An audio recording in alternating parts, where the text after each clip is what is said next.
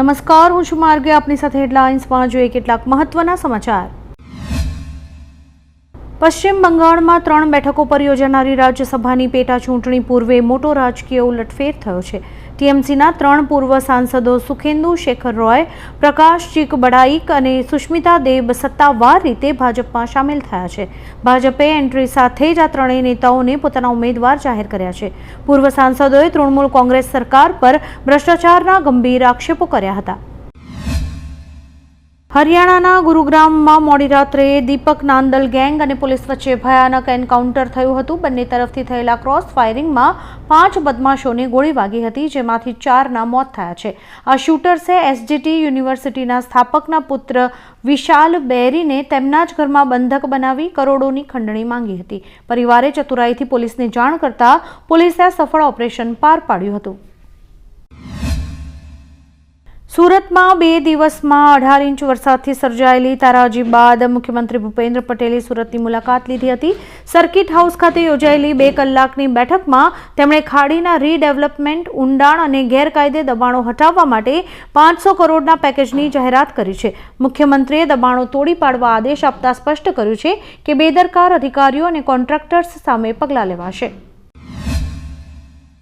ઓમાનના દરિયામાં ગુજરાતના સલાયાનું માલવાહક જહાજ ડૂબી જતા ગુજરાતના 2 ખલાસીઓના મોત થયા છે. મહેબૂબે બુખારી નામનું જહાજ 3 જુલાઈએ દુબઈથી જીબુટી જઈ રહ્યું હતું. ખરાબ હવામાનને કારણે જહાજના બંને એન્જિન ફેલ થતાં તે ડૂબવા લાગ્યું હતું. જહાજ પર સવાર કુલ 14 વ્યક્તિઓમાંથી 12 ખલાસીઓનો ઓમાન નેવી અને અન્ય 2 ભારતીય જહાજો દ્વારા આબાદ બચાવ કરાયો છે. સુરતના ડિંડોલીમાં માત્ર 2 મહિના પહેલા જ ₹3 કરોડના ખર્ચે બનેલો 180 ફૂટનો રોડ સામાન્ય વરસાદમાં જ ધોવાઈ ગયો છે. રસ્તા પરથી ડામર અને કપચીના 3 થી 4 મીટરના આખા પોપડા ઉખડી જતા સ્થાનિક લોકોમાં ભારે આક્રોશ જોવા મળી રહ્યો છે. લોકોએ હાથમાં પોપડા ઉઠાવી વિડીયો બનાવીને સોશિયલ મીડિયા પર તંત્રના ભ્રષ્ટાચારની પોલ ખુલ્લી પાડી ભારે વિરોધ નોંધાવ્યો છે. ઈરાનના બુશહેર અને કોનાર્ક સહિત અનેક શહેરોમાં શક્તિશાળી ધડાકા સંભળાયા છે. મીડિયા અહેવાલો અનુસાર બુશહેર અને ચોગાદકમાં કુલ 6 ધડાકા થયા છે, જે સૈન્ય મથક પર અમેરિકા ઇઝરાયલના હુમલા હોવાનું મનાઈ રહ્યું છે. જોકે અમેરિકાએ નવા હુમલાનો ઇનકાર કર્યો છે. આ તંગદિલી વચ્ચે રાષ્ટ્રપતિ ડોનાલ્ડ ટ્રમ્પે ઇઝરાયલના પીએમ બેન્જામિન નેતન્યાહુ સાથે ફોન પર વાત કરીને સંકલન જાળવવા સહમતિ વ્યક્ત કરી છે. ક્રિકેટના મક્કા ગણાતા લોર્ડ્સ મેદાન પર ભારત અને ઇંગ્લેન્ડ વચ્ચે ઐતિહાસિક મહિલા ટેસ્ટ મેચ રમાશે. 1884માં પ્રથમ મેન્સ ટેસ્ટ બાદ 142 વર્ષના ઇતિહાસમાં આ મેદાન પર પ્રથમ વખત મહિલા ટેસ્ટનું આયોજન થઈ રહ્યું છે. ભારતીય ટીમ 1995થી ઇંગ્લેન્ડ સામે એક પણ ટેસ્ટ નથી હારી. બંને ટીમ્સ વચ્ચે અત્યાર સુધી 15 ટેસ્ટ રમાઈ છે, જેમાંથી ભારતે 3 અને ઇંગ્લેન્ડે 1 મેચ જીતી છે. આજે બપોરે 3:30 વાગે આ મેચ શરૂ થવાની છે. વડાપ્રધાન નરેન્દ્ર મોદીએ ઓસ્ટ્રેલિયાના મેલબોર્ન ક્રિકેટ ગ્રાઉન્ડની મુલાકાત લીધી હતી. આ દરમિયાન રમતગમત ક્ષેત્રે ઐતિહાસિક નિર્ણય લેતા જાહેરાત કરી કે આ વર્ષે ડિસેમ્બરમાં ઓસ્ટ્રેલિયાની પ્રખ્યાત બિગ બેશ લીગની ઓપનિંગ મેચ ભારતના ચેન્નઈમાં રમાશે. આ સાથે બંને દેશો વચ્ચે રમતગમત, ટેકનોલોજી અને સ્પોર્ટ્સ સાયન્સ ક્ષેત્રે સહયોગ વધારવા માટે સ્પોર્ટ કોલેબોરેશન રોડમેપ પણ લોન્ચ કરાયો છે. વડોદરા મહાનગરપાલિકા દ્વારા ઇકો ટુરિઝમને પ્રોત્સાહન આપવા માટે આજવા ખાતે 150 એકર જમીન પર અત્યાધુનિક વાઇલ્ડ લાઇફ સફારી પાર્ક બનાવવાની મંજૂરી મળી ગઈ છે.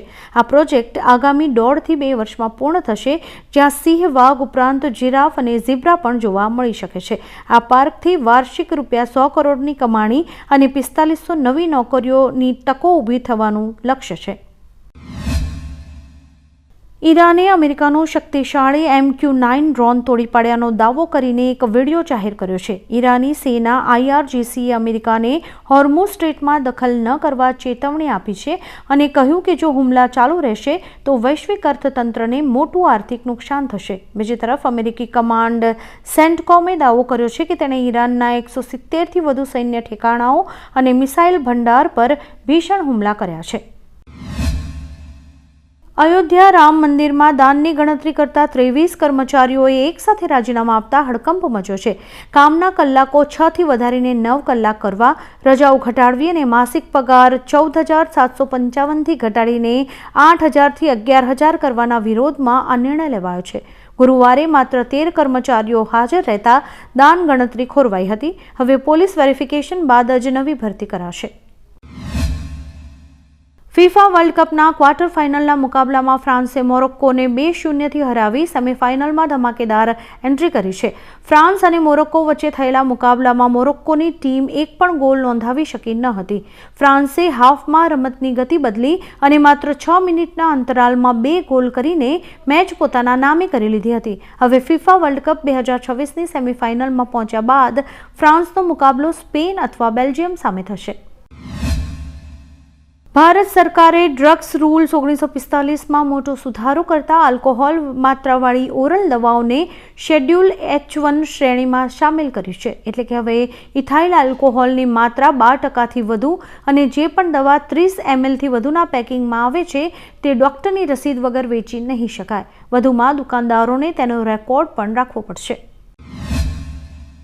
સુરતમાં ભારે તારાજી બાદ રાજ્ય સરકાર એક્શન મોડમાં આવી છે. નાયબ મુખ્યમંત્રી હર્ષ સંઘવીએ રાત્રે અધિકારીઓ સાથે એક હાઈ લેવલની બેઠક કરી હતી અને અસરગ્રસ્ત વિસ્તારના 9100 પરિવારોને 800 થી લઈને 6,800 રૂપિયાની કેશ ડોલ અને ઘરવખરીની સહાય કરવાની જાહેરાત કરી છે. આ સાથે જ વેપારીઓને મળી ઇન્સ્યોરન્સની પ્રક્રિયા ઝડપથી પૂરી કરવા ઇન્ચાર્જની પણ નિમણૂક કરાઈ છે. ઉપરાંત શહેરમાં 4500 કર્મચારીઓ સફાઈ કરીને એક જ અઠવાડિયામાં શહેરને સ્વચ્છ કરશે.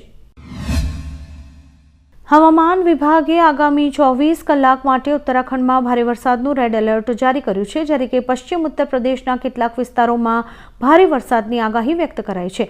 અરુણાચલ પ્રદેશ, આસામ અને મેઘાલયમાં ભારે પવન સાથે વરસાદ પડવાની સંભાવના વ્યક્ત કરાઈ છે. આ ઉપરાંત નાગાલેન્ડ, મણિપુર, મિઝોરમ અને ત્રિપુરા સહિત બંગાળ અને સિક્કિમના અલગ અલગ વિસ્તારમાં ભારે વરસાદની શક્યતા વ્યક્ત કરાઈ છે. ક્રિસિલના અહેવાલ મુજબ ડુંગળી, ટામેટા અને રાંધણ ગેસના ભાવ વધતા જૂન 2026માં ઘરગથ્થુ વેજ થાળીની સરેરાશ કિંમત 5% વધીને 28.4 રૂપિયા થઈ છે. મે મહિનાની સરખામણીએ જૂનમાં ટામેટા 17% અને ડુંગળી 8% મોંઘા થયા છે. ચિકનની ઓછી સપ્લાયને કારણે નોનવેજ થાળી પણ 6% મોંઘી થઈ છે, જ્યારે કે ખરાબ હવામાનને લીધે આગામી સમયમાં કઠોળના ભાવ વધવાની પણ શક્યતા છે. આમ સરવાળે વેજ થાળીમાં 5% એટલે કે 28.4 રૂપિયાનો વધારો થયો છે. અમેરિકા અને ઈરાન વચ્ચે ચાલી રહેલું યુદ્ધ તેની ચરમસીમાએ પહોંચ્યું છે. ઈરાન પર અમેરિકાના હુમલા બાદ ઈરાન હવે ટ્રમ્પની હત્યાની પ્લાનિંગ કરી રહ્યું હોવાના ઇનપુટ ઇઝરાયેલે આપ્યા છે. પીએમ બેન્જામિન નેતન્યાહુએ આ ઇન્ટેલની મદદથી ટ્રમ્પને ફરી હુમલો કરવા માટે ઉશ્કેર્યા હતા. જોકે ઈરાનનું આ કાવતરું સાચું સાબિત થશે તો અમેરિકા એકવાર ફરી ઈરાન પર હુમલો કરી શકે છે.